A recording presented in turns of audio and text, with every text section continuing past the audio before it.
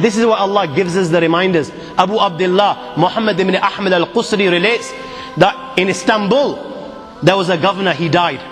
They dug a grave for him. When they were on the verge of lowering this body inside the grave, do you know what they saw inside the grave? They saw a black snake waiting for him inside the grave. They were terrified. Naturally, they were terrified. They didn't want to bury this guy inside this grave, so they dug another grave. Now they've spent hours digging the second grave. They're on the verge of lowering the body inside the grave, and you know what? The same snake they saw in the first is waiting in the second. They dig a third grave. A third grave. And they find, when they're on the verge of lowering this grave, all of a sudden, out of the blue, they find the same black snake inside the grave. I ask you, my young friends, you know, on that particular occasion, that narration, what do you think it suggests? How many graves do you think they dug on that day?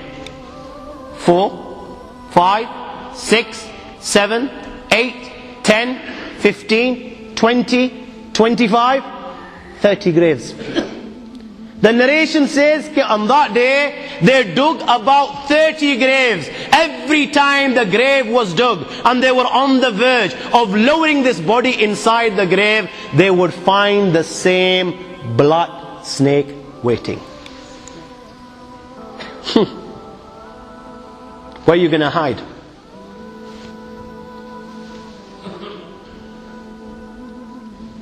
It doesn't come any clearer than this. Where are you going to hide? Where? Allah. You know, even when you've gone 6 foot under, you can't get away. You've left the dunya and you've gone 6 foot under and you think you've got away with it. This is where it will begin. You know, fed up after digging so many graves, they consulted the ulama. What should we do with this person? May Allah protect us. They said, you know what? Just bury him inside the grave. Leave the rest to Allah subhanahu wa ta'ala. And they buried him.